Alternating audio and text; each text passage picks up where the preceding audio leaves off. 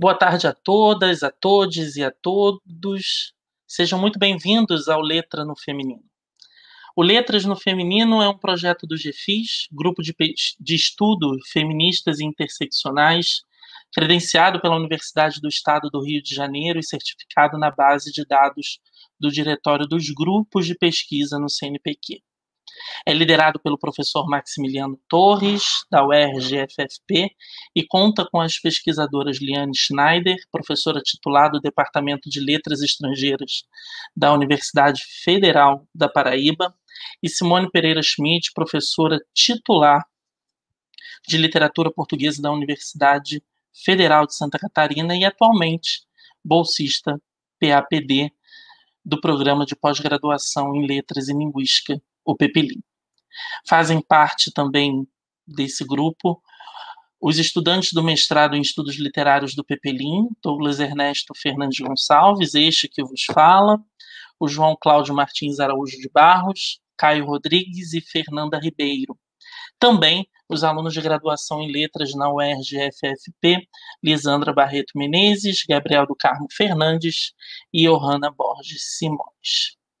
Antes de iniciarmos o nosso encontro, é importante hoje fazermos memória dos 337 mil brasileiros que perderam a sua vida. Este encontro é uma homenagem ao professor Antônio Bossi, que nos deixou hoje vítima fatal desta doença e do descaso que acontece no Brasil. É com muito prazer que hoje nós teremos a presença da ilustre escritora Patrícia Mello. Patrícia Mello é escritora, roteirista, dramaturga e artista plástica, reconhecida como uma das principais vozes contemporâneas da literatura no Brasil. Seus livros versam sobre o tema da ficção urbana. Com uma obra extensa, Patrícia transita pela literatura, pelo teatro, pelo cinema e pela televisão. Como roteirista de TV, escreveu a minissérie Colônia de Sicília e a telenovela Banqueira do Povo. Já no cinema, foi responsável por Traição, Buffy Spallanzani, o Xangô de Baker Street e O Homem do Ano, que é baseado no seu romance O Matador. Já no teatro, escreveu Duas Mulheres e um Cadáver, A Caixa, O Rim e A Ordem do Mundo. E no campo da literatura, são até agora 11 romances e um livro de contos que eu faço aqui questão de citá-los, né? O Aqua Tofana, O Matador, Elogio da Mentira, Inferno, Valsa Negra, Mundo Perdido, Jonas o Compromanta, Ladrão de Cadáveres, Escrevendo no Escuro, livro de contos de 2011, Fogo Fátuo, Gog Magog e o romance sobre o qual conversaremos hoje, Mulheres Empilhadas, publicado em 2019 pela editora Leia. Patrícia, muito obrigado pela sua presença e sua disponibilidade. Em nome do GFIS, eu lhe dou as boas-vindas à edição do Letras no Feminino. Boa noite. Boa noite, Douglas. Boa noite a todos que estão conosco. Quero primeiramente agradecer o convite. Me sinto muito honrada de estar participando desse debate com vocês. Agradecer a universidade, agradecer ao Grupo de Estudos Feministas e Interseccionais, ao professor Maximiliano Torres, que me encantou desde o início com a leitura que ele fez do meu romance, Mulheres Empilhadas, e dizer que fico muito feliz também desse programa e esse debate está sendo dedicado ao professor Alfredo Bossi, que, conforme a gente estava conversando nos bastidores, eu acho que não há ninguém da nossa geração e da geração anterior à nossa e das próximas gerações também que estudarão literatura ou estudaram literatura sem um contato direto ou indireto com o professor Alfredo Bossi. Então, fica aqui minha homenagem a uma figura tão importante dos nossos estudos acadêmicos, foi muito importante na minha formação, e lamentar que ele seja mais uma vítima desse governo genocida que a gente infelizmente, está vivendo hoje em dia. Então, obrigado pelas palavras. Nesse momento, então, eu chamo o professor Maximiliano Torres para a gente começar a nossa conversa dessa tarde. Boa tarde a todas, todes e todos. Boa tarde, Patrícia. Quer dizer, boa tarde aqui, mas já chega lá boa noite, né? Porque nós estamos com uma diferençazinha, né? Eu agradeço a presença das pessoas que estão nos assistindo. Eu já vi pelos nomes que tem muita gente querida e conhecida, né, que está aqui prestando essa homenagem. E eu queria começar, né, agradecendo essa sua dedicação e essa sua presteza de vir até nós, para a gente poder inaugurar o nosso canal do GFIS e esse evento, que é um evento, né, o Letras no Feminino, que é um evento que faz parte da pesquisa de todos nós do grupo, que é a literatura escrita por mulheres. E eu vou começar, como a gente combinou, que vai ser o modelo do evento, que é esse bate-bola que a gente vai conversando para ir pensando o livro, né? As pessoas vão falando para que a gente possa pensar, cada um dentro da sua perspectiva de leitura, claro, né? Eu li o livro já umas 5 vezes, porque eu li o livro, eu dei aula sobre o livro, muitas aulas, só ainda não terminei de escrever o artigo que eu comecei, porque ainda há uns pontos no livro que me paralisam, né? Então eu também não quero quebrar isso. Meu questionamento, quer dizer, um questionamento, em verdade, é uma conversa. Eu peguei um conceito da Comissão Parlamentar Mista de Inquérito sobre Violência contra a Mulher, que é de 2013, que foi o relatório final da CPMI, em que fala sobre o feminicídio. É porque, aquela coisa, o professor adora trabalhar com os conceitos. E a comissão diz: o feminicídio é a instância última de controle da mulher pelo homem, o controle da vida e da morte. Ele se expressa como afirmação irrestrita de posse, igualando a mulher a um objeto, quando cometido por parceiro ou ex-parceiro, com subjugação da intimidade e da sexualidade da mulher por meio da violência sexual associada ao assassinato, como destruição da identidade da mulher pela mutilação ou desfiguração de seu corpo, como aviltamento da dignidade da mulher, submetendo-a à tortura ou a tratamento cruel ou degradante. E assim, o crime do feminicídio no Brasil, né, ele está previsto na legislação da Lei 13.104, que vai alterar o artigo 121 do Código Penal, de 2015. Né? Então, nesse sentido, o crime do feminicídio já prevê o feminicídio como uma circunstância qualificadora do crime de homicídio. Né? E porque vai tratar também de violência doméstica, mas a violência doméstica está na Lei 11.340, desde 2006, que é a Lei Maria da Penha, que é uma lei que, enfim, é uma lei fantástica, mas que não é muito levada ao fim e ao cabo no Brasil. Mas a lei do feminicídio, né, depois dessa recomendação da CPMI e depois de ter alterado o artigo, ela vai tratar o feminicídio, né? O Código Penal vai tratar o feminicídio como um crime hediondo, né? Aqueles crimes que estão considerados como hediondo, estupro, genocídio, latrocínio, entre outros. E essa pena prevista, ela está de 12 a 30 anos de cadeia. Apesar disso, o Brasil, ele continua crescendo no número de crimes contra as mulheres, né? E hoje ele é o 5º país que mais mata mulheres no mundo. Né? Então, assim, a gente tem uma lei que deveria ser aplicada, né? Mas sei lá o que acontece, né? Porque a coisa só cresce. Quer dizer, em 2013, quando houve essa CPMI, eu acho que ele era o 7º ou 8º país. Então, as fontes assim, ele só perde hoje em dia para a Rússia, Guatemala, Colômbia e El Salvador, né? Então, e segundo as fontes da rede do Observatório de Segurança, durante o ano passado, ou seja, 2020, ocorreram 5 casos de feminicídio e de violência contra a mulher por dia. E também, segundo o 14º Anuário Brasileiro de Segurança Pública, do Fórum Brasileiro de Segurança Pública, a cada 2 minutos, uma mulher é vítima de arma de fogo. E aí eu peguei uma fala da Nadine Gassmann, representante da ONU Mulheres no Brasil, em que ela vai dizer que o primeiro passo para enfrentar o feminicídio é falar sobre ele. É a gente discutir sobre ele.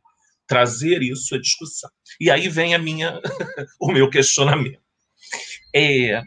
Tem uma parte do seu livro, quer dizer, o seu livro todo é um livro que vai colocando, eu acho que não à toa, não inocentemente, a protagonista é inominada, né? Ela vai colocando não só mulheres, mas homens também dentro dessa constituição desse mundo violento, até mesmo, e homens, sobretudo, eu acho que sempre mais importante, porque, como diz a Bell Hooks, o feminismo é para todo mundo, né? Enquanto não for para todo mundo, não dá jeito. Você coloca as suas 12 epígrafes, né? Que são baseadas em fatos reais, né? Se eu não me engano, a epígrafe só número 6 da Tatiana Spitzner é que trata de uma mulher de classe média alta. De resto, não, né?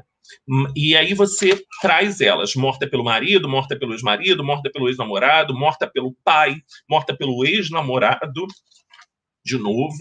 Aí vem a Tatiana, vem a morta pelo cunhado, morta pelo marido em parceria com o Estado, né? Que é a história de uma mulher que pede ajuda, mas a polícia não faz nada.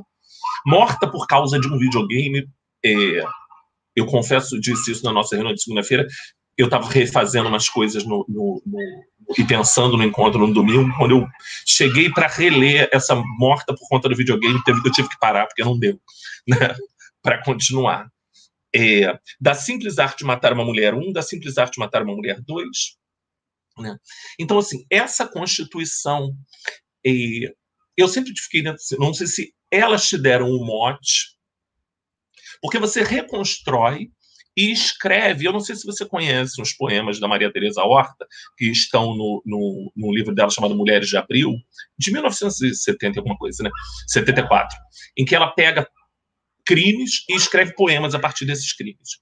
E isso ficou sempre na minha cabeça, porque eu acho assim, pelo menos no livro de literatura, essas mulheres que são estatísticas, elas não serão estatísticas, elas serão sempre lidas. E elas vão representar as outras, né? Enfim, eu queria que você falasse um pouco para mim sobre as epígrafes, né, sobre essas escolhas, e também a ideia do romance como um todo. Por quê? Você diz, no final do livro, nos agradecimentos, que você foi encomendada a escrever um livro que tinha que ter uma protagonista feminina, né? Tinha que ser sobre uma mulher. Tá, você podia ter escrito qualquer coisa. A minha questão é, o que te levou ao feminicídio? Com tanta riqueza de detalhes, né? Esmiuçando tanto, descascando tanto esses detalhes para nos fazer entender realmente a gravidade. Será que é o fato de você estar longe e estar vendo o Brasil assim, como espectadora? Né? Porque eu estou perguntando isso porque tem um estudo das mulheres que voltaram do exílio e voltaram feministas porque elas só conseguiram encontrar o feminismo fora. Elas só conseguiram entender como as mulheres no Brasil eram oprimidas fora daqui, olhando. Né? Então, é isso. Eu queria que você falasse um pouco sobre isso para a gente.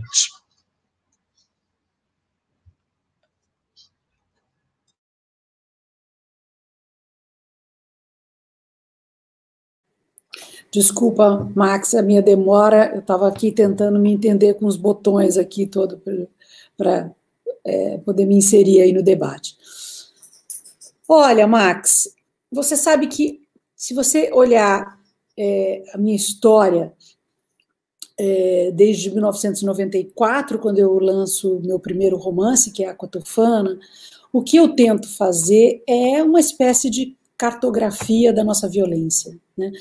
Toda a minha obra se debruça sobre a temática da violência. Por quê? Porque eu acho que a violência é estrutural, a nossa violência é estrutural na nossa cultura. Eu sempre digo que é impossível a gente entender a sociedade brasileira sem entender essa nossa violência, né? Nós somos violentos, nós toleramos a violência, vários tipos de violência, a violência do tráfico, a violência das drogas, a violência do trânsito, a violência dos políticos. Nós somos tolerantes com essa violência e não é à toa que a gente tem hoje o presidente que tem. Eu acho que ele é fruto, inclusive, dessa tolerância com o discurso da violência e com o discurso do ódio, né? Ele está completamente incorporado no nosso ethos. Então, quando as minhas editoras me sugeriram, na verdade não foi uma demanda, foi uma sugestão. O que você acha de ter uma protagonista feminina, né? Nesse seu e abordar alguma temática da questão feminista, seja ela qual for. Era só uma sugestão. E a pergunta, na verdade, espoletou uma espécie de espanto ao perceber que, na verdade, toda a minha literatura, exatamente por abordar a questão da violência, ela tem um protagonismo masculino, né? E eu falei, bom, realmente, eu tenho que abordar essa questão da violência dentro do espectro feminino. E ao pensar nisso, eu comecei, bom, o que eu vou fazer? Deixa eu pensar um pouquinho, eu falei, pedi para elas um tempo, deixa eu ver. E eu comecei a fazer uma pesquisa randômica pelos jornais, trabalhos acadêmicos sobre temas feministas, e eu percebi que não existe nada mais importante do que a questão do feminicídio. Se você quer entender a realidade da mulher brasileira hoje, você tem que entender e enfrentar essa temática do feminicídio, porque nós morremos como moscas, entendeu? Nós somos estupradas assim numa velocidade industrial, né? Parece que há uma máquina de estupro e de assassinato de mulheres hoje, né? Eu lembro que assim que eu comecei a me debruçar na pesquisa, eu li um artigo sensacional da feminista Diane Russell dizendo que o terror misógino que a gente vive hoje só é comparável em termos assim de magnitude, de números, né, de dimensão, com o que aconteceu entre os séculos XIV e XVII com a Inquisição, né? E quando você olha para os números, você vê que essa referência da Diane Russell não é absurda, né? Como você bem colocou na sua introdução, nós estamos no 5º lugar no ranking dos países feminicidas, né? A cada 8 minutos, uma mulher no Brasil é estuprada. A cada dia, 3 mulheres são mortas. Bom, e a gente está falando de dados que não são dados que a gente pode confiar muito. Por quê? Exatamente porque essa realidade ela não é nomeada, né?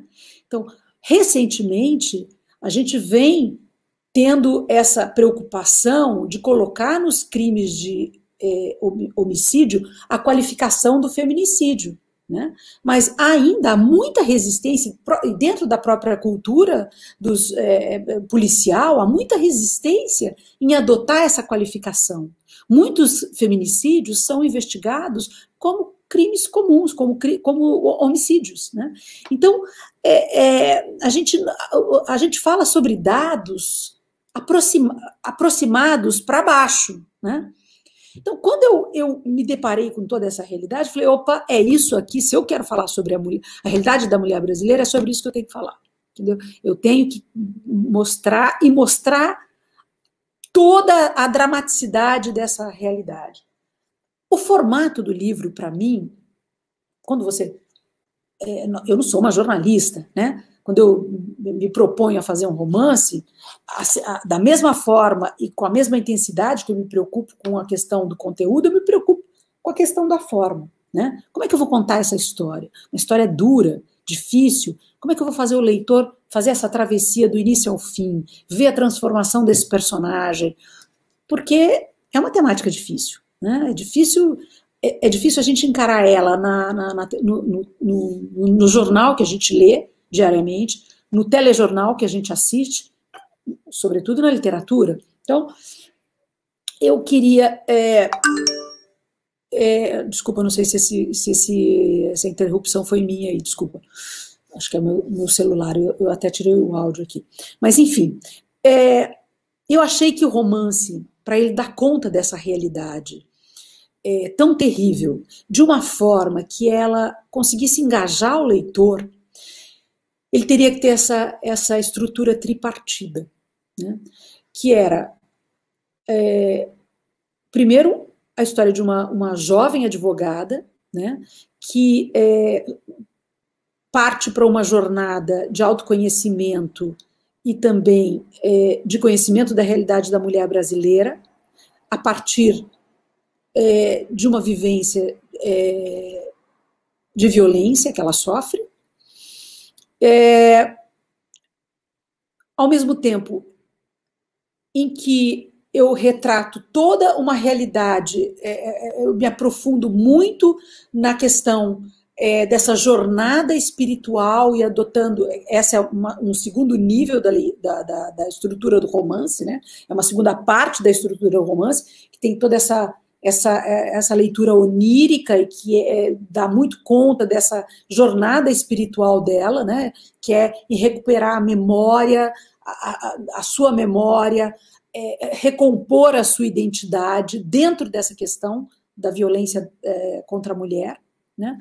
E uma terceira parte que é ilustrativa, que eu mostrei, eu quase que levo o leitor à experiência diária que ele tem, que é de ver ali no canto da página, mulher é jogada do terceiro andar, mulher é encontrada morta dentro do carro, mulher... A gente vê isso toda hora. E sabe, são pastilhas de violência que a gente até evita na nossa leitura, porque é tão chocante, e pior que evitar, a gente naturaliza, entendeu? Então eu falei, bom, eu quero dar conta de toda essa realidade, e esses crimes que me chamam a atenção na minha leitura diária de jornal, eu quero que eles ilustrem esse espanto da minha personagem. Na verdade, eles servem quase como que ilustrações do tipo de violência que essa protagonista assiste nesses mutirões, neste mutirão de feminicídios que ela observa no Acre. Então, eu acho que é mais ou menos isso. Esse foi mais ou menos o ponto de partida do projeto.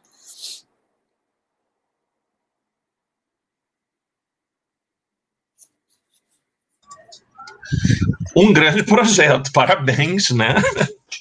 É realmente, né, uma construção que nos faz refletir e, ao mesmo tempo, ainda tem essa relação desse autoconhecimento que ela vai buscar a partir da própria violência que está marcada nessa história, né?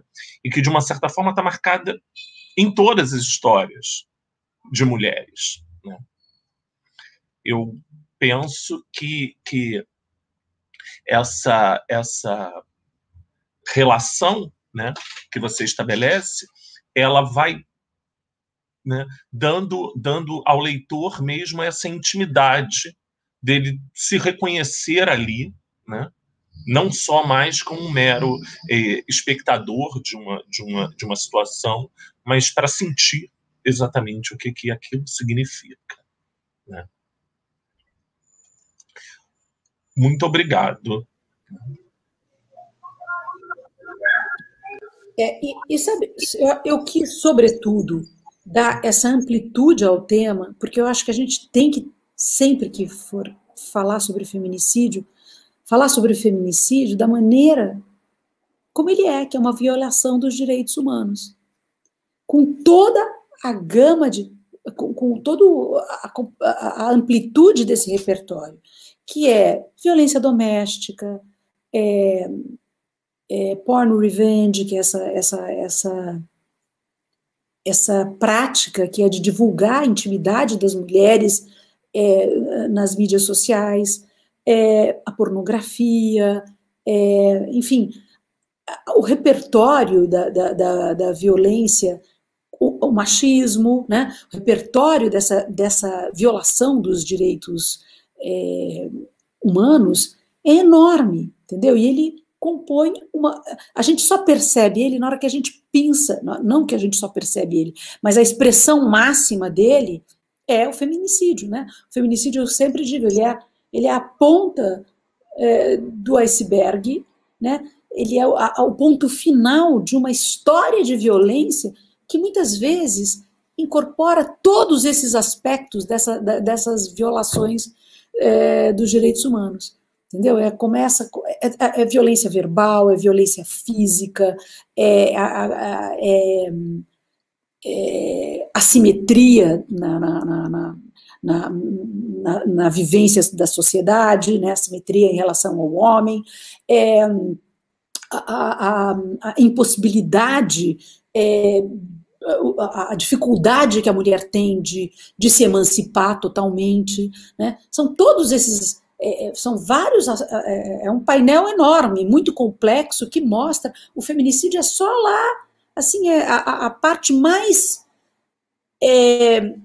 visível para a sociedade, né? Porque essa violência é uma violência subletal e invisível, né? Na hora que a gente puxa lá essa história de um feminicídio, muitas vezes vem todo esse resto junto, sabe? Então, é um tema complicado quando você vai trabalhar o feminicídio, porque é importante trabalhar ele como violação dos direitos humanos e ver como ele é multifacetado, sabe? Como ele é mascarado, como ele é insidioso, né? E muitas vezes, e que é o pior de tudo, naturalizado.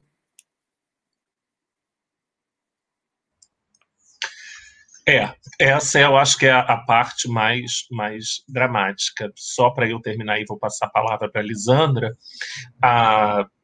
Quando você fala da violência, da quantidade de violência da classe média, da Idade Média, né, até o século XVII, a gente tem que lembrar que essa Inquisição, ou seja, isso de que a gente conhece como caça às bruxas, é um projeto da modernidade, né? Não é um projeto medieval, né? Então ele tem todo um aparato de um sexismo que vem dando possibilidades.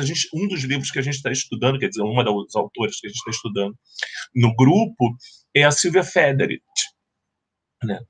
E ela vai explicar exatamente essa relação, dessa construção dessa figura de mulher que é tão violentada desde que nasce, e aí eu vou usar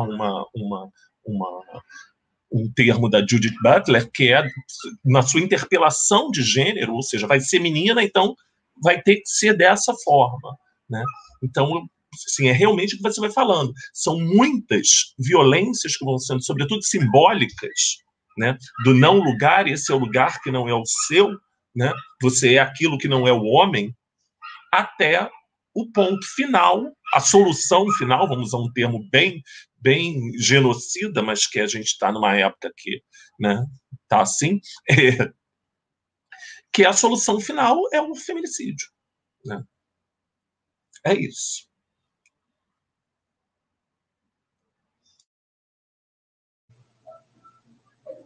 Boa tarde a quem nos ouve e quem nos vê. Para quem não me vê, eu sou uma mulher negra, meu cabelo é cacheado na altura do pescoço, é cacheado, né, como eu disse já. Sou magra, atrás de mim tem umas plantinhas, um espelho e eu uso uma blusa verde de bolinhas. Meu nome é Lisandra, né? Como o Douglas já disse, eu sou orientanda do Maxi no grupo de estudos.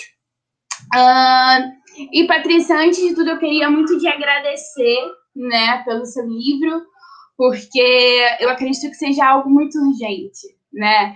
Eu saí dele com essa sensação de que, gente, eu preciso colar mulheres empilhadas na minha testa e mostrar para todo mundo, porque eu preciso que outras pessoas sejam afrontadas com isso, sabe? E você diz a todo tempo no seu livro, né? Você relata a todo tempo do quanto ser mulher é perigoso, mas eu acho que mais resumidamente em uma das frases do seu livro você diz isso, que dependente do lugar que a mulher esteja, dependente da classe, dependente da profissão dela, é perigoso, ainda é perigoso ser mulher. Então, durante o livro, eu confesso que não foi fácil de ler, porque muitas vezes eu me colocava ali, e agora, depois de você falando, a gente pode ver que essa foi a intenção e que atingiu muito bem, queria te dizer isso. Foi difícil, eu parei muitas vezes, eu falei, gente, que é isso? Mas eu acredito que seja necessário, né? É importante essa literatura, esse romance de denúncia, né? Ainda existe muito a fazer e saber que temos autoras, né, presentes e com esse compromisso é incrível. Muito obrigada. E aí a minha pergunta, ela vai muito de encontro a isso. Por quê? Atualmente eu tenho estudado, tenho lido um pouco mais sobre autores da literatura contemporânea brasileira.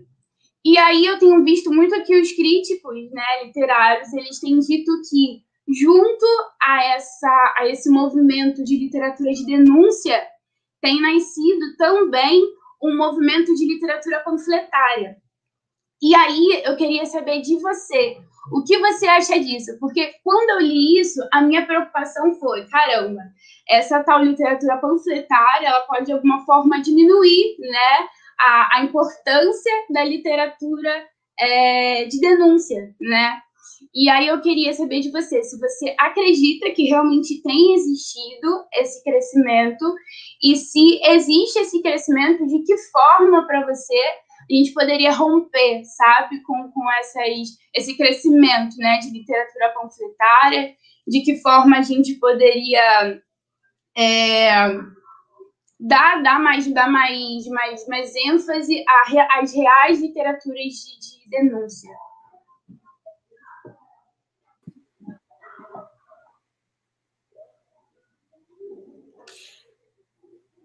Lisandra, desculpa aqui, eu ainda estou com dificuldade de me entender aqui com os botões, então eu demoro um pouquinho para... Vocês estão me ouvindo? Sim? Sim, ótimo. sim. Leandra, desculpa. Não, é Lisandra mesmo. É Lisandra, eu, além de tudo, sou míope, é difícil aqui achar, os nomes estão...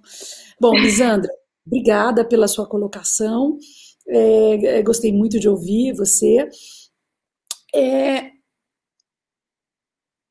Sabe, a gente vive um momento complicado, Lisandra, entendeu? É um momento, eu sempre tive uma dificuldade enorme de dar função à arte, falar, olha, a arte, ela tem que fazer isso, tem que fazer aquilo, ela tem que ter uma conotação política, eu sempre tive uma dificuldade, eu acho que isso sempre, no final das contas, acaba reduzindo o papel da arte. Eu acho que eu sempre acreditei que, preciso dizer isso também, né, que tendo a minha vida profissional acontecido dentro de uma liberdade conquistada após o momento de ditadura, eu sempre acreditei que a função da arte era a própria arte. Né? Por que a gente, sabe, a arte é forma e conteúdo e livre, e é isso, você não precisa ter uma função para ela, ela não precisa responder aos anseios da sociedade, ela não precisa trabalhar temáticas específicas, enfim, ela tem que ser totalmente livre, né? Isso eu pensava até o golpe, até a Dilma ser destituída do poder da maneira como ela foi. E o Brasil começar a entrar nesse projeto político fascista, né, e antidemocrático, castrador, né? Eu falei, opa, peraí. Né? Nesse momento é que eu falei, bom, não, a arte, sim, ela pode ter uma função. E nesses momentos sombrios, como o que a gente vive hoje, é importante que ela seja, sim, resistência. Né? Então, como é que a gente vai fazer a diferença entre o que é arte panfletária e o que é arte engajada, né? O que é denúncia? Não somos nós que faremos isso. É difícil eu dizer isso agora. É o tempo, né? Sobreviveremos como autores que fizeram seus trabalhos de resistência ou não. Né? Ou seremos taxados no futuro como panfletários, isso aí foi uma vertente panfletária que surgiu ali naquele momento em função daquilo. Mas é difícil hoje a gente conseguir e até falar, bom, como é que a gente separa o joio do trigo? Não sei te responder isso. Né? Eu acho que o que é importante nesse momento, mais importante nesse momento para mim, é que a gente discuta o que está acontecendo, entendeu? E que tome posições, e que resista, né? E que faça frente a esse projeto fascista. Para mim, isso é decisivo nesse momento. Né? Eu nunca fui uma autora com uma posição política de dianteira, olha, essa. Hoje, eu me sinto assim, entre parênteses, coagida a agir assim pela realidade. Né? É uma realidade tão assustadora, quando você abre, eu acordo aqui, sabe, eu escolho os dias que eu vou ler jornal ou não, porque os dias que eu estou muito vulnerável, eu falo, hoje eu não vou conseguir dar conta, mas hoje eu abri a primeira notícia do dia minha foi 4.215 mortos em 24 horas, entendeu? Só isso já remete o escritor ao lugar que ele deve ocupar. E o escritor que não está atento a isso, eu digo, entendeu? Perdeu o bonde, entendeu? Tá em outra realidade. Né? Então, eu acho que essa preocupação agora ela não é tão importante. Agora, se você fala, Patrícia, mas eu quero uma resposta mais objetiva. Eu quero sim saber o que é. Como é que eu separo a arte panfletária da resistência, da arte da resistência, da literatura, da grande arte? Você sempre vai ter um recurso para isso, que é a forma. Né? A arte é forma. E a forma está ali. Você, como leitor, é um esteta. Você tem a capacidade de fazer essa avaliação do que é um projeto artístico, do que é literatura e do que é jornalismo, do que é panfleto, né? Você pode até não ser uma grande especialista, mas você tem os seus recursos e você faz isso. E mesmo que ninguém te peça, você faz isso. Você lê e fala, olha, isso aqui é panfleto. Não caio nessa. Nisso aqui eu me engajo, entendeu? Então, eu acho que resumindo, é um momento difícil, complexo, há panfleto, há arte com A maiúsculo, não somos nós que vamos definir isso, é o tempo, a gente sabe disso, que o tempo é quem separa o joio do trigo, mas nós temos como leitores, sim, a possibilidade de separar, ao nosso modo, no nosso tempo. Né? A forma é o estudo da forma, né? E a nossa experiência, esse estudo da forma não precisa ser acadêmico, não. Ele pode ser também a vivência do leitor. Né? Alguém que lê muito e durante muito tempo desenvolve uma sensibilidade estética tão apurada quanto um profundo estudioso acadêmico. Né? Então, você, Lisandra, que certamente é uma estudiosa e pelas suas próprias colocações, me parece que é uma estudiosa séria, você tem os recursos todos para separar, para fazer essa separação do que é panfleto e do que não é panfleto, do que é arte e do que não é arte. Obrigada, Patrícia. Que então a resistência permaneça, né? Obrigada. Eu vou passar a palavra agora para a Fernanda, tá? Boa tarde, todos e todas. Quero primeiro dizer que é um prazer estar aqui. Bom, eu me chamo Fernanda, como apresentado no início, eu sou aluna do mestrado, né, de estudos literários na UERJ. E, Patrícia, a minha pesquisa do mestrado fala bastante sobre essa questão, é uma pesquisa de um romance dos anos 30, sobre essa temática central de denúncia social, como a Lisandra puxou, né, sobre uma autora falar sobre questões de outras mulheres. E quando eu li o Mulheres Empilhadas, o que me chamou a atenção a princípio foi o nome do livro. A palavra empilhada é uma palavra muito forte e que ela vai se construindo aos pouquinhos durante a leitura, né? Porque a gente vai vendo que essas mulheres empilhadas são corpos de mulheres que talvez eu conheça, que talvez você conheça, mulheres do jornal, mulheres, enfim, do dia a dia.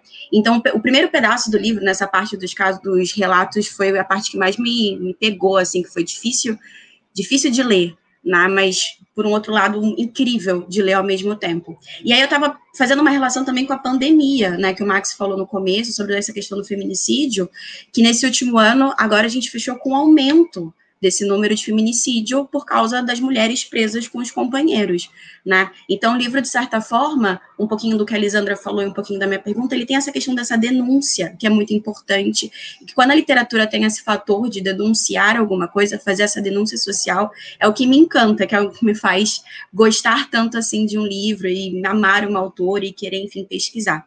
Mas a minha pergunta, ela é um pouquinho mais sobre a parte de backstage, assim, que eu sou curiosa. Então, eu queria saber como é que foi trazer esse assunto que é tão delicado, tão difícil, né? Porque você é uma mulher, você provavelmente vivenciou alguma coisa próxima disso, talvez alguém da sua família, não sei, conhecendo no jornal, conhecendo uma amiga, que infelizmente os casos de feminicídio estão cada vez mais perto da gente, né? Eu gostaria que eles não estivessem, mas é o que acontece. Então, eu queria saber como é que você conseguiu transformar algo tão trágico e tão triste em literatura? Como é que foi esse processo? Você contou um pouquinho da editora, né, do tema do feminino, do tema feminista, mas eu queria saber um pouquinho das suas referências, já que a gente está falando de um grupo de estudo feministas, como é que são as suas leituras em relação a isso? Eu queria saber desse olhar de escritora sobre um tema e essa transformação em um romance. Eu vou contar para vocês uma história que eu adoro, Fernanda, que eu li no livro do Amos Oz, uma entrevista que o Amos Oz dá para a editora dele, cujo nome eu esqueci. Mas o Amos Oz tinha um vizinho que sempre dizia assim, eu gosto sempre de estar penteado, porque quando eu passo em frente à casa do Amos Oz, porque de repente se eu saio nos contos dele ou nos livros dele, eu quero estar com o cabelo ajeitado. E o Amos Oz fala assim, olha, não é por aí, entendeu? Se você quer entrar nos meus livros, saiba que não é por aí. Porque como é que é a relação do ficcionista com a realidade, como ele transforma essa realidade em ficção? E ele fala, olha, é mais ou menos como a natureza faz. Pensa numa maçã. Do que é feita a maçã? Aliás, esse é o título do livro, que eu acho lindo. Do que é feita a maçã? A maçã é feita de terra, semente, sol, chuva e um pouco ali do manuseio do agricultor. Mas quando você come a maçã, ela não sabe nada disso, né? O sabor é outro, é outra coisa, não tem terra, não tem... Ele fala, mas é mais ou menos o que acontece. A transformação da realidade na ficção é mais ou menos esse processo, né? Eu não sou jornalista, né? Eu não sou... A minha intenção não é fazer uma reportagem real sobre a realidade do feminicídio no Brasil, né? Entre essa realidade e o que eu quero fazer, tem a intermediação da literatura. Então, o meu livro, ele não é a realidade, né? Ele é, o que que ele é? Ele é ele tem um gosto da realidade, mas ele é uma ficção, é uma fábula, né? Então, a primeira coisa que eu tive que fazer para estruturar o romance foi, em algum momento da pesquisa, esquecer a realidade, entendeu? Falei, bom, se eu seguir nessa linha da pesquisa, eu vou fazer um livro de uma jornalista, que eu não quero fazer, né? Então, por exemplo, daí surgiu a necessidade de ter no romance uma parte totalmente onírica, onde eu recupero o mito da origem da Amazônia, né? Que são as icamiabas, são essas índias guerreiras, né, que você encontra lendas sobre elas na própria história dos conquistadores espanhóis, né, que dizem que quando eles estavam descendo, 1600 e pouco, ali o rio, vindo dos Andes em busca do ouro, eles lutavam com essas mulheres, né, que eram mulheres que viviam somente entre elas, né? Os homens só eram admitidos nessas aldeias de mulheres para procriação.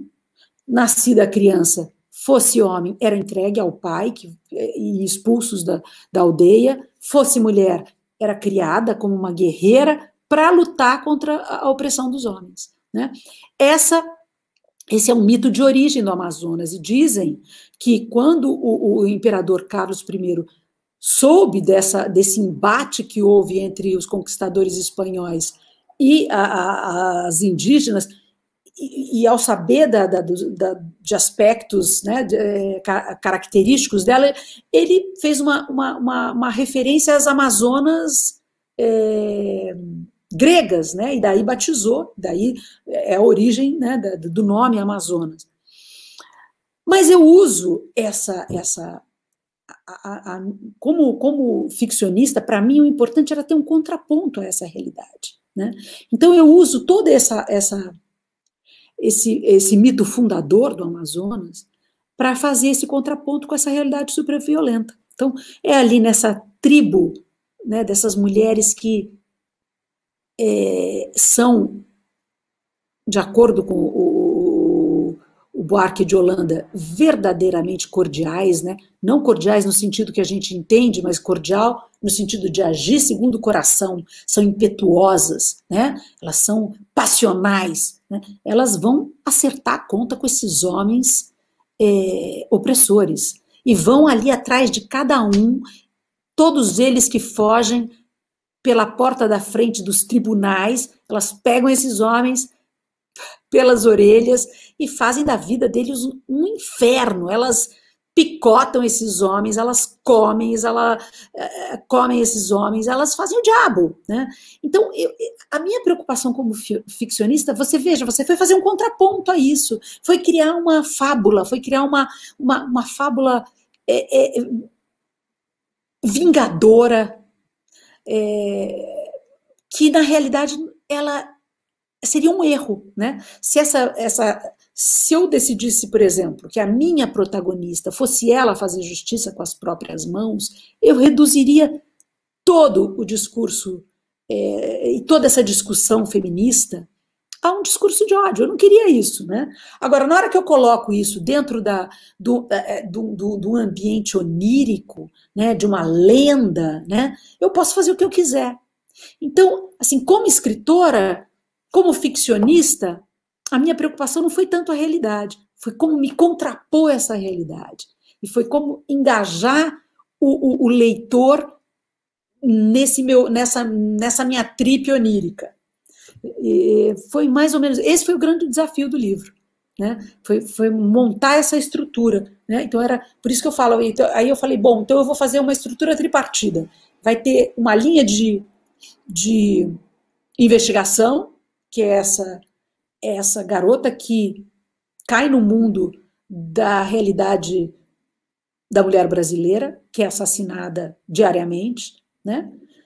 Alimentada por esses crimes que acontecem em larga escala, né, e que ela lê nos jornais e que ela vê nos tribunais, e o contraponto é isso, que como é que a gente pensa a vingança, como é que a gente pensa o perdão, né? Como é que a gente reconstrói a nossa identidade depois de termos sido violentadas, estupradas, como é que é daqui para frente, né? Sem esse acerto de contas, não tem reconstrução, né?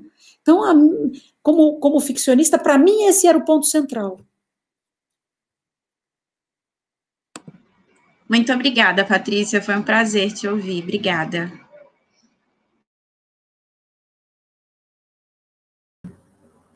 Eu acredito que sou eu agora, né?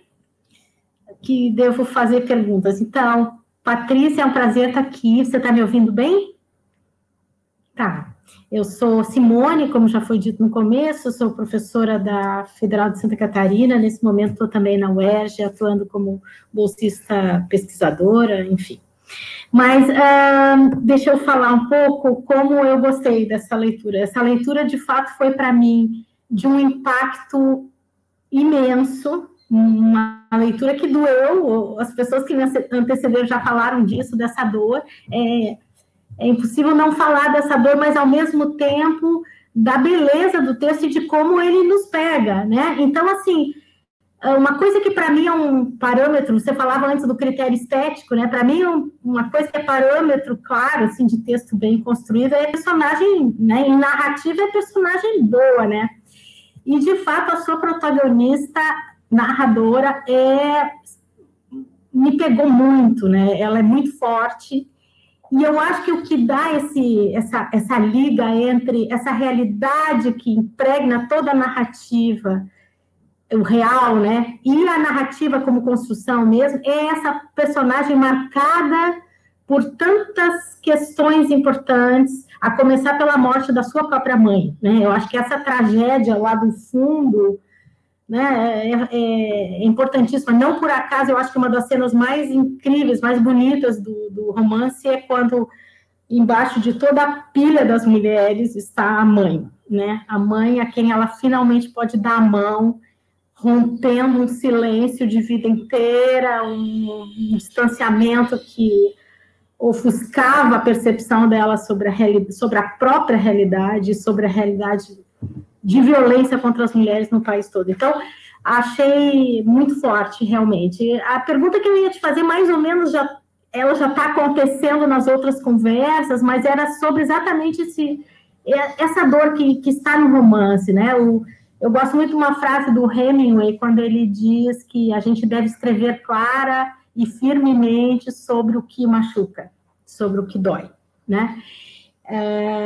A gente vive num país, como o Max e você mesmo já comentaram, que é o 5º país que mais mata mulheres no mundo nesse momento, em que a cada dia 3 mulheres são mortas, enfim.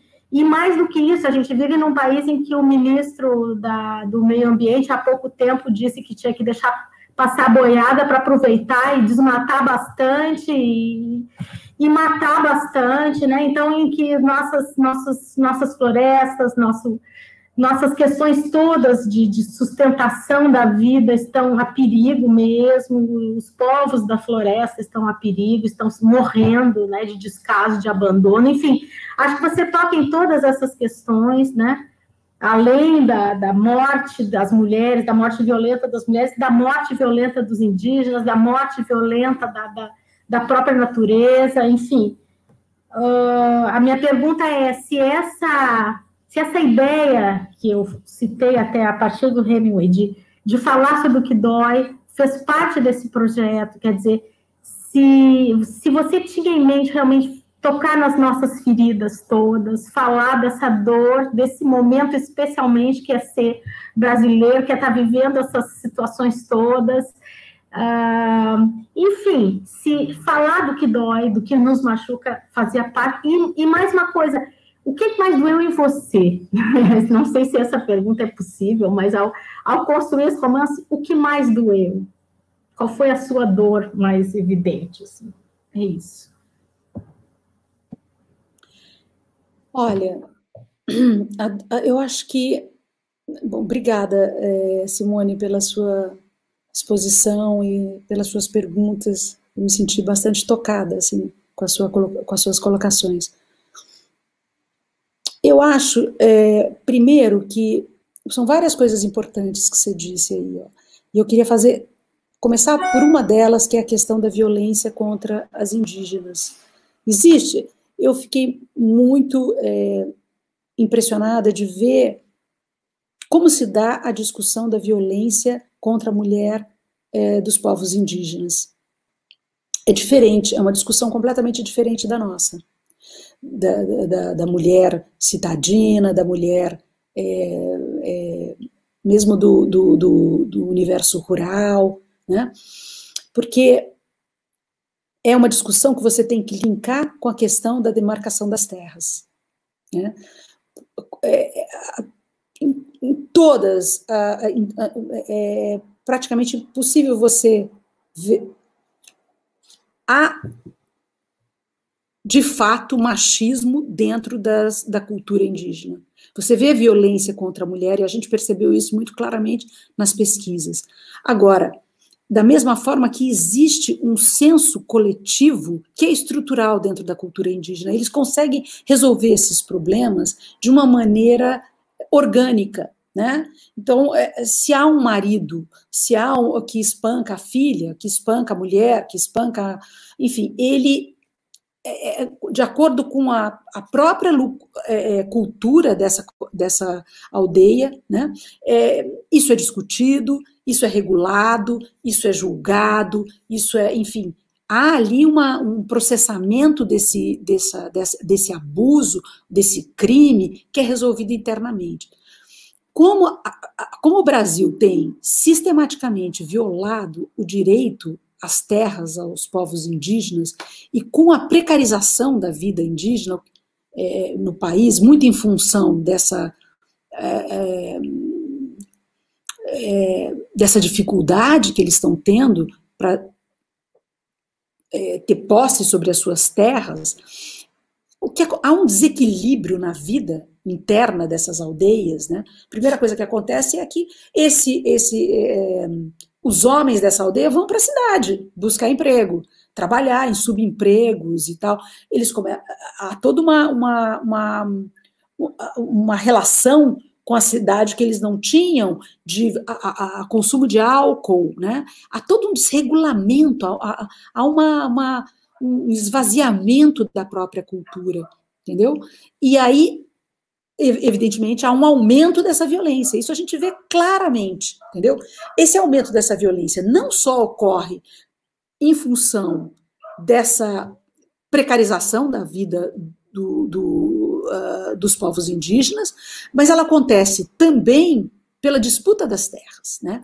O estupro é uma forma de você desmoralizar toda uma aldeia, né? Quando você estupra uma indígena, você não está cometendo só um ato horroroso contra uma indígena, é algo que afeta o ethos de toda a comunidade, né? Então, e hoje a gente sabe que 1 a cada 3 mulheres indígenas sofrem estupro durante a sua vida. E grande parte desses estupros é em decorrência dessa luta, dessa disputa pelas terras. Então, quando a gente vai falar sobre violência contra a mulher indígena, a gente tem que falar antes de uma outra questão, que é o respeito aos direitos dos povos indígenas, ao direito que esses povos indígenas têm sobre as suas terras, que eles têm sobre a importância da demarcação dessas terras, que tem que ser terras extensas, né? A sobrevivência dos povos indígenas, ela é definida pelo tamanho das suas terras, né? Não adianta ter uma reserva pequena, porque a própria dinâmica da vida deles necessita, né? A pesca, a agricultura, eles precisam de amplos espaços, né? E tudo isso hoje tem sido negligenciado. Então, a violência da mulher indígena ela tem que ser discutida dentro desse contexto de negligências. Agora, quando a outra coisa que você falou, que eu achei muito importante, foi sobre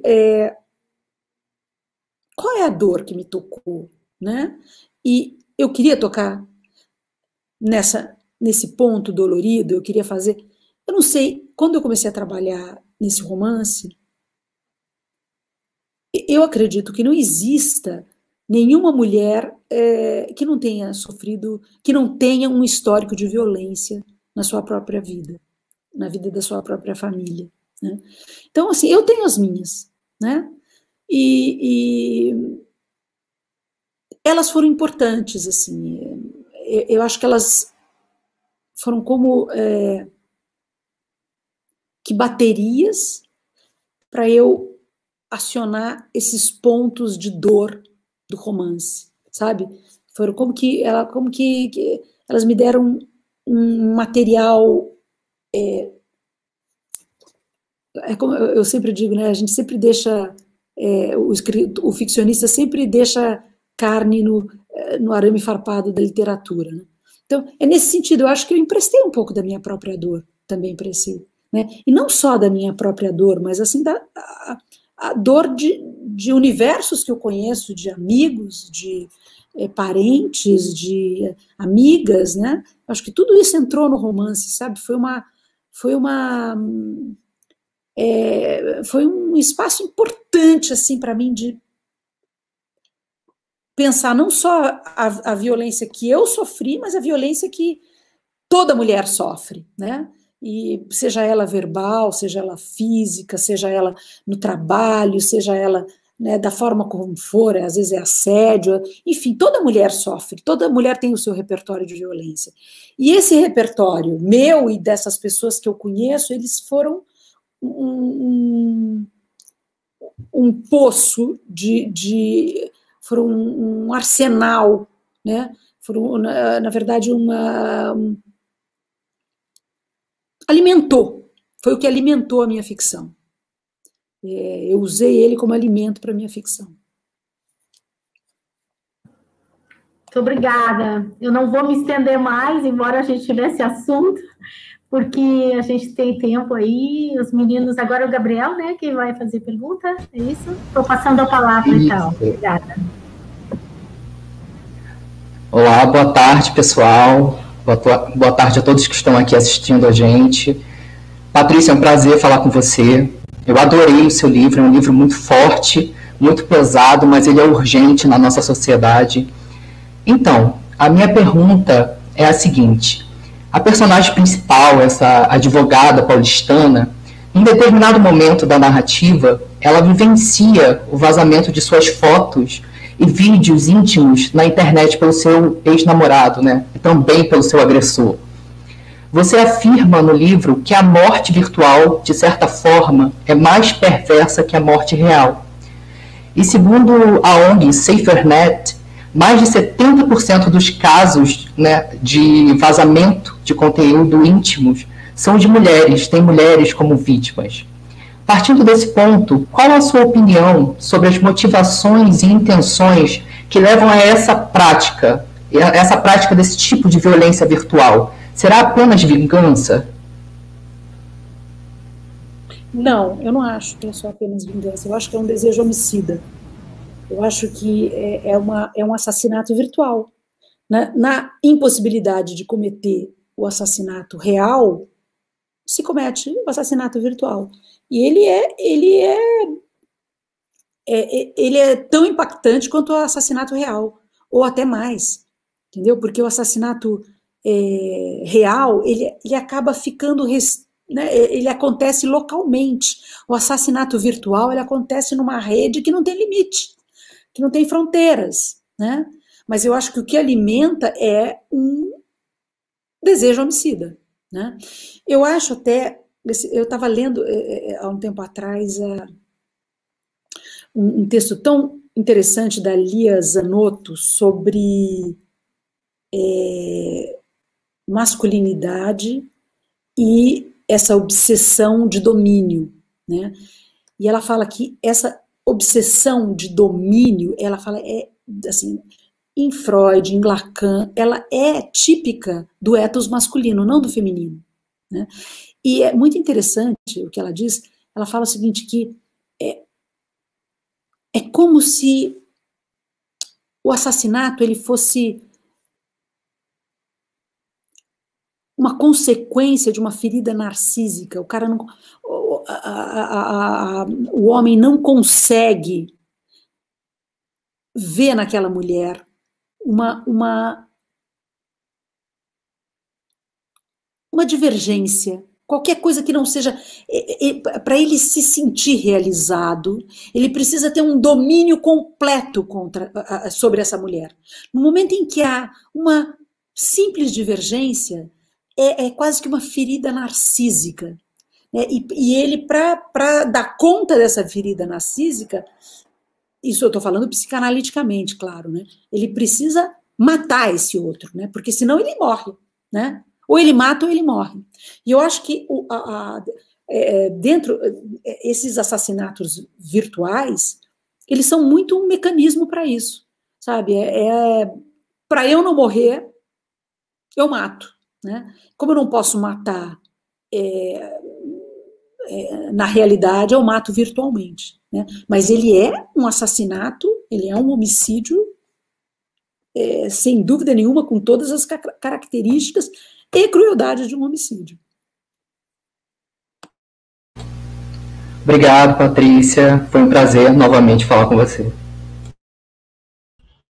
Boa tarde, Patrícia. Boa tarde a todos e a todas. Vocês me ouvem bem? Ah, perfeito. Patrícia, primeiramente queria agradecer também pela sua presença, como todos já agradeceram, mas eu acho muito importante, porque seu livro é muito urgente, como o Gabriel já falou também anteriormente. E a gente nota que a violência tem crescido exponencialmente no Brasil, isso é muito notório. Os números estão aí que não deixam de mentir. Mas eu gosto muito do primeiro capítulo do seu livro, e mostra que as violências... Vocês estão me ouvindo? Travou, né? Voltou? Agora a gente te ouve, Caio. Ah, perfeito. Eu disse que eu gosto muito do primeiro capítulo do seu livro, que ele mostra que a violência não começa com homicídio. Ele começa bem antes, com tapa, com a voz que é levantada, com violências outras que não são tão valorizadas, mas que são igualmente importantes, porque é que vão dar origem a tudo que vem depois. Mas eu queria que você comentasse um pouco, e eu falo de você enquanto escritora, que já tem outros livros sobre diversos assuntos, inclusive sobre a violência, de o que é a Patrícia Mello, autora de livros sobre violência, o que é uma Patrícia Mello respondendo aquilo que você chamou uma vez de, se eu não me engano, terror sexista, terror de gênero, né? Que a gente precisa dar uma resposta a isso, a gente precisa lutar contra isso de alguma forma, e a literatura é uma dessas vias de combate.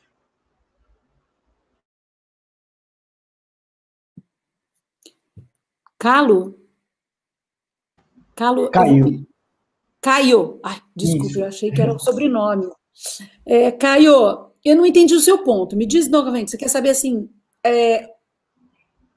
Quando a gente pega outros dos seus romances, a gente tem muito de violência, e são violências várias, de muitas formas. E a minha pergunta é, o que é a Patrícia que escreve sobre violência apenas, e o que é a Patrícia respondendo a essa violência de gênero especificamente, que o Brasil tem sofrido há bastante tempo, o mundo de uma forma geral? Olha, você sabe que tem uma teoria da cultura posterior à guerra que não fala da violência. Você imagina uma teoria da cultura que não fala da violência depois da guerra, né? Simplesmente tira ela do cardápio cultural da sociedade ocidental. Isso foi muito criticado, evidentemente. Então, a violência, ela é um elemento da nossa cultura. No Brasil, ela é estrutural, né? Veja o momento que a gente vive hoje, né? Essa prática miliciana, né? Hoje, por exemplo, grande parte do território do estado do Rio de Janeiro é dominado por milícias, da cidade do Rio de Janeiro, é dominado por milícias, né? E também do estado, né? Então, a gente, é como eu falei anteriormente, a gente não só é um país muito violento, como a gente também é muito tolerante em relação a essa violência. Olha, basta você pensar que só em 2006 a violência doméstica foi considerada crime. Antes disso, antes da Maria da Penha, né? E aqui é importante, sim, a gente valorizar essa conquista da Maria da Penha. Antes disso, você apanhava do marido, não tinha que fazer nada.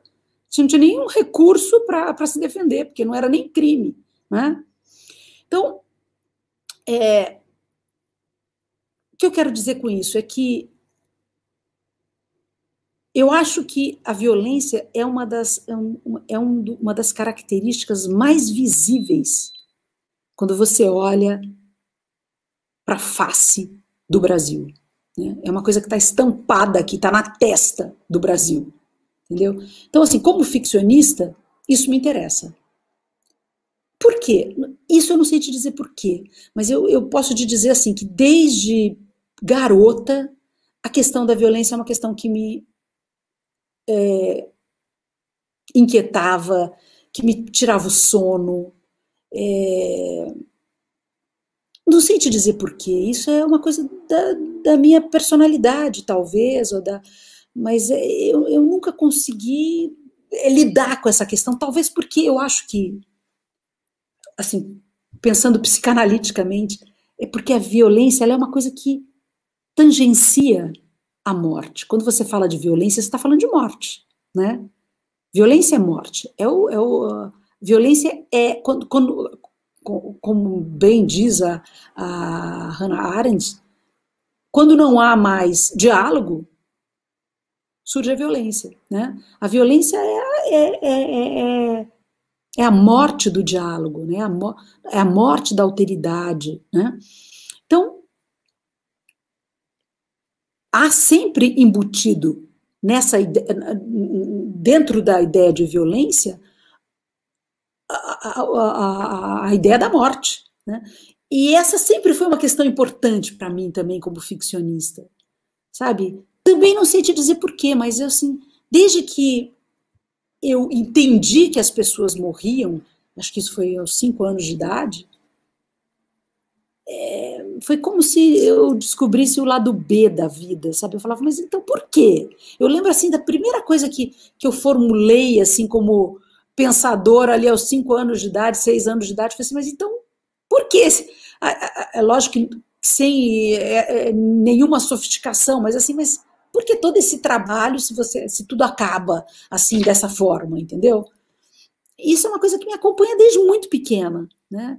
A ideia de que nós somos mortais e de que é um peso, é um fardo difícil de carregar, entendeu? E a gente precisa esquecer disso para conseguir fazer a nossa jornada, a gente precisa esquecer a nossa mortalidade. Aí a gente vive num momento que a gente não consegue esquecer porque tem a pandemia, entendeu? Então, eu não sei, parece que eu estou sempre sendo levada a discutir, a falar sobre isso também, entendeu? Isso me toma completamente. Agora, racionalmente eu não sei te explicar, sabe? Eu realmente não sei te falar, olha, é uma coisa que às vezes, em alguns momentos que eu fiz psicanálise, eu tentei trabalhar isso também, mas o que é isso, né? Essa minha... É quase como se uma não aceitação da morte, sabe? É como se eu não... uma criança que não aceita o não, sabe? Como se eu falo assim, a morte não cabe, né? Nesse projeto perfeito que é a vida, né? E no fundo, e a verdade é que cabe, né? A morte faz parte da vida, né?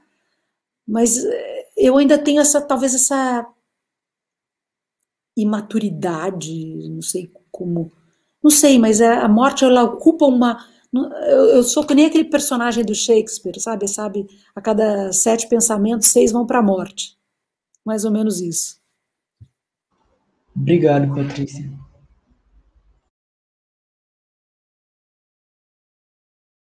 Acredito que seja eu agora, né? Vocês dois já falaram. Então, Patrícia, também agradeço muito, achei super interessante seu livro, adorei ler. Tinha comprado já há algum tempo, estava na fila das leituras, mas li bem recentemente, li uma vez, por enquanto. Quero reler, inclusive.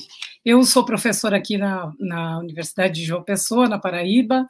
Sou gaúcha, mas estou aqui há quase 20 anos, então já me considero um pé lá, um pé cá, né, porque já é bastante tempo aqui.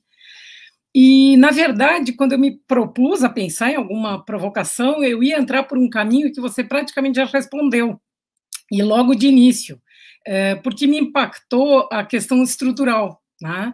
Eu fiquei lendo o romance, talvez uma forma até de escapar um pouco do peso das vivências ali expressas, né? Eu fiquei tentando ver por que a formação era essa. Aí eu entrei eu acho que é síndrome de filha de professor de matemática, eu acho que é isso. Eu entrei numa lógica de tentar entender.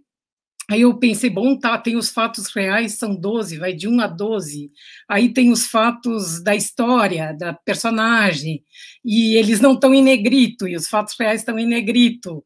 Aí tem outros elementos mágicos e mnemônicos, as memórias, que estão em negrito, e aí segue o alfabeto latino, o do meio, né? E o outro segue o alfabeto grego. Agora fez mais sentido quando você falou das Amazonas e da referência, eu entendi um pouco por que puxar esse alfabeto grego, talvez eu estava aqui tentando quebrar minha cabeça, mas já estou satisfeitíssima com a sua explicação das tripartidas da construção do romance, fez todo sentido, vi que é intencional e fez sentido, né? Aí eu fiquei pensando também nessas empilhadas, talvez porque eu venho da área do inglês, né, das literaturas de língua inglesa, eu pensei nos piles, né, pilhas de mulheres e files nos arquivos, eu digo, é uma construção de arquivo mesmo, de outra forma, né, elas estão empilhadas, elas estão arquivadas, como que não sendo trazidas, então a tua literatura tem esse papel de desarquivar, trazer para a visibilidade casos que talvez não viriam para muitas pessoas, não nesse contexto, né. E aí pensei nessas símbolos, nessas representações, que são os alfabetos, as formas de contar números, que ajudaram a dar uma organização para uma coisa que é praticamente ilógica, né? Então, é uma forma de tentar dar uma linguagem. Mas, como isso já foi falado, eu já estou super satisfeita com isso, eu vou só perguntar uma outra coisa que, enquanto eu lia, eu fui me perguntando, porque eu trabalhei muito com literaturas indígenas de língua inglesa, sobre o Canadá, Estados Unidos, e tem algumas autoras que eu adoro de lá, e enquanto que eu li, eu fui pensando como foi para você a questão de localizar essa discussão no Acre, e você coloca lá na conclusão, no final, né, que é o estado com maior número, e isso legitima totalmente discutir num lugar onde é explosivo, e alguns personagens problematizam, por que vocês estão vindo para cá falar do Acre, claro, mas mesmo assim você optou falar lá, né, e trazer esses elementos nativos também, não sendo acriana nem indígena, se isso para ti te deu um desconforto ou não. Só isso. E no mais, parabéns pelo maravilhoso romance. Muito obrigada, Eliane. Eu adorei suas colocações, sobretudo sobre a questão da forma. Muito interessante as suas colocações. E eu acho que foi o desafio mais interessante para mim, como escritora, foi isso, essa busca dessa forma, sabe? Como é que eu vou contar essa história? Enfim. Mas o Acre é uma coisa muito impressionante, porque quando eu comecei a fazer esse projeto, bom, primeiro assim, que o Acre, ele tem uma história muito peculiar e que a gente conhece, né? O último estado a ser incorporado no território brasileiro, né? E tem ali uma cultura que remonta à era pré-colombiana, e tem a floresta toda, né? Ele está dentro ali da floresta, enfim, o Acre é uma festa, né? E quando eu comecei a escrever o romance, o Brasil tinha 10 mil casos de feminicídio aguardando nos tribunais o momento do julgamento. Isso é um sofrimento enorme para as famílias, né? Porque tem famílias que esperam 5, 10, 15 anos, né? E isso é um tormento para as famílias. Então, o judiciário brasileiro decidiu fazer esse mutirão que é para acelerar esses julgamentos, e o Acre, que é o estado número 1 no ranking dos estados feminicidas, foi o estado que apresentou os melhores resultados. Ele conseguiu aqui digitalizar todo o acervo dele e fez uma dinâmica ali desses julgamentos e apresentou resultados assim muito impressionantes. Mas nada disso foi a razão para eu escolher o Acre. Porque quando eu comecei a trabalhar esse romance, eu falei, eu não quero fazer um retrato da mulher carioca que sofre violência, ou que é vítima de feminicídio, ou que sofre qualquer tipo de violência. Eu não quero fazer um retrato da mulher paulista. Eu quero falar da mulher brasileira, entendeu? Como é que eu falo da mulher brasileira? Em que lugar que eu posso falar da mulher brasileira? E aí veio o Acre, né? Para mim, o Acre foi uma solução estratégica, porque ali você tem a mulher dos povos ribeirinhos, você tem a mulher das aldeias indígenas, você tem a mulher das cidades, Cruzeiro do Sul, Rio Branco, você tem a mulher da zona rural, né? Você tem as aldeias indígenas, você tem tudo. Então, ali eu falei, opa, aqui você tem todas as mulheres, né? Você tem as mulheres brasileiras, né? E foi isso que me interessou no Acre. E além disso, o Acre me dava de brinde a floresta, né? Eu falo sempre, tem um ditado Suriname que eu amo, que fala assim, a floresta nos dá respostas para perguntas que a gente ainda sequer formulou, né? Então, o Acre veio com isso, veio com essa floresta, né? Nesse sonho, né? Que a floresta é um personagem no livro, né? E com toda... Tem uma coisa que eu acho muito impressionante, assim, quando você fala em floresta, eu acho que a gente tem, né, o homem, sobretudo o homem da cidade, ele tem essa prepotência de se achar medida para as coisas, né? Ele acha que ele é a medida para o mundo, né? Ele mede o mundo de acordo com, né, consigo, né? E quando você entra na floresta, você percebe que você não é medida para nada, né? A floresta é isso, você perde completamente as medidas, né? Então, isso era importante também para a história, né? Dessa minha personagem que vem ali de São Paulo e tal, e de repente ela cai naquela grandiosidade da floresta, né? E ela vê que ela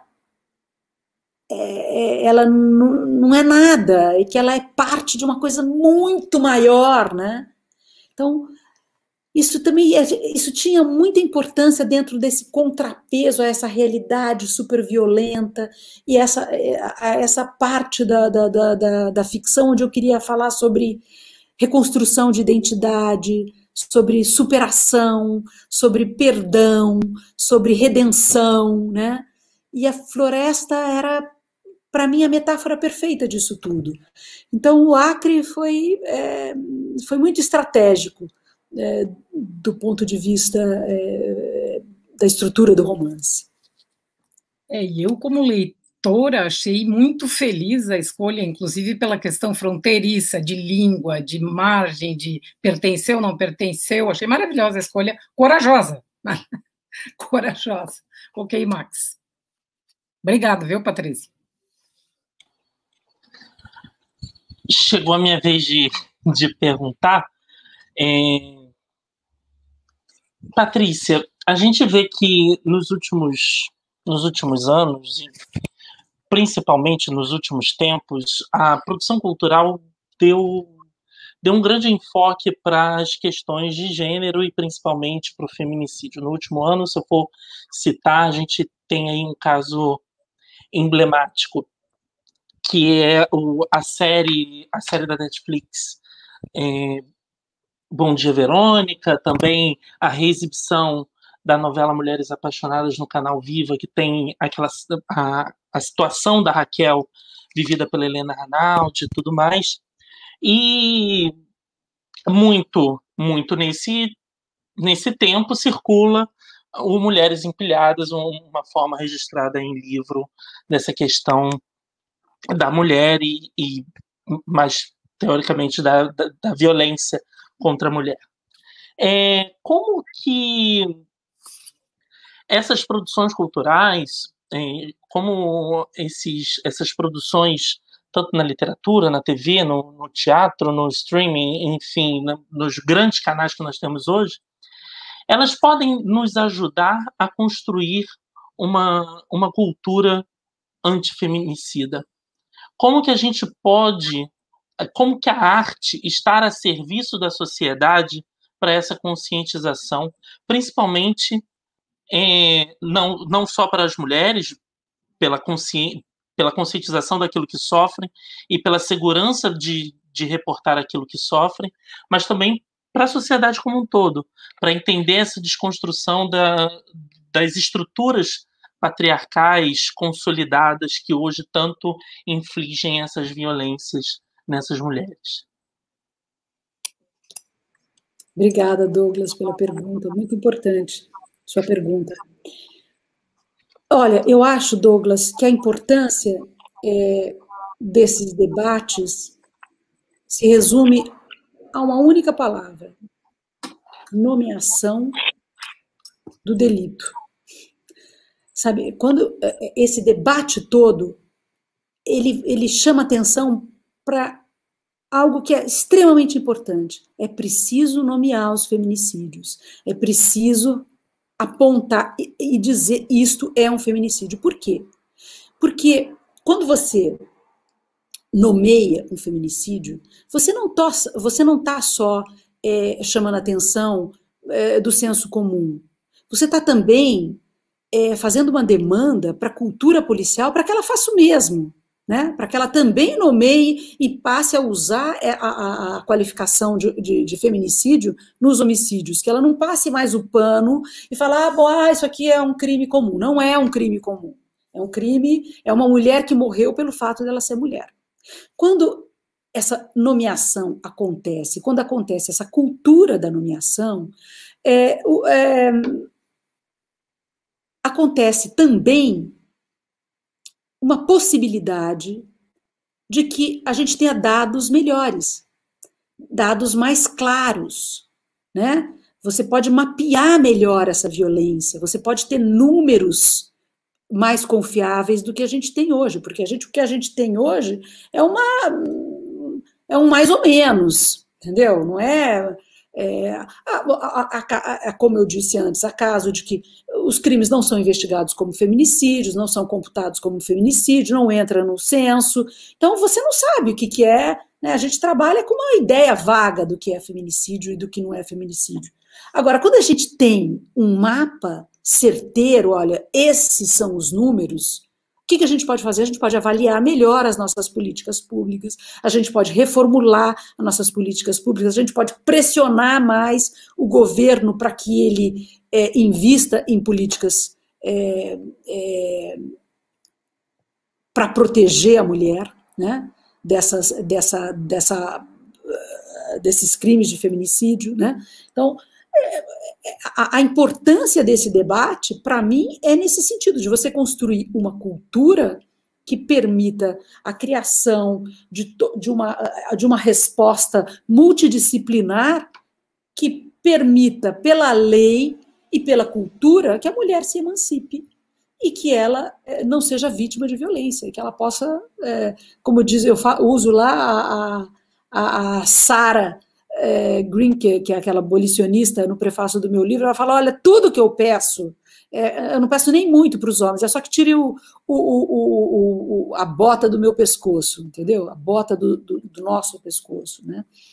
É isso, né? Que é importante desse debate é que ele chame a atenção da sociedade, que tem que tirar a bota do nosso pescoço, né? A gente tem que poder viver e conquistar a nossa emancipação e sem ter que ficar lutando com o Estado, que acaba sendo conivente com essa cultura feminicida, porque quando ele não protege a mulher, quando ele não dá à mulher as possibilidades para ela se emancipar e se realizar plenamente, ele acaba sendo cúmplice dessa cultura. Então, esse debate é importante, sim, porque ele nomeia, e a nomeação é a primeira etapa de uma série. E olha, e aqui é importante dizer, né, o Brasil tem conquistas feministas importantíssimas. A gente está caminhando há muito tempo. A gente tem que dizer isso. Esses dados são horríveis, né? Se agravaram muito agora nesse governo Bolsonaro, porque é um governo que tem um discurso machista e um discurso misógino, e isso acaba, como se diz, ele acaba afiançando, né, posturas machistas, posturas feminicidas, né? Se o presidente diz isso, se o presidente aparece lá com a arminha na mão, por que eu não posso, né, estapear a minha mulher? Por que eu não posso subjugá-la, né? Então, realmente, o debate é importante para chamar atenção para tudo isso, né? Eu acho que ele é crucial e chama atenção. Aqui tem a Tatiana Salem Levi, acabou de lançar um livro sensacional, também sobre essa temática, que é sobre estupro, chama Vista Chinesa, que é mais um que entra aí para... Acho que tem uma série de autores que estão focando nessa questão, e não é à toa, entendeu? É porque essa questão é urgente, né? Os dados são aterrorizantes. A gente tem dados de guerra, né?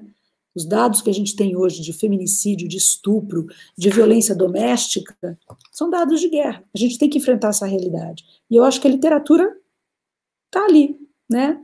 Está se colocando, os autores estão se colocando nessa arena e debatendo o assunto.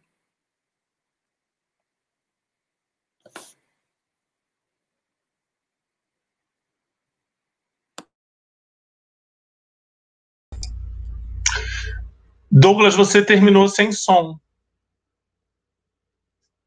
Desculpa, eu só agradeci pela resposta. Muito obrigado.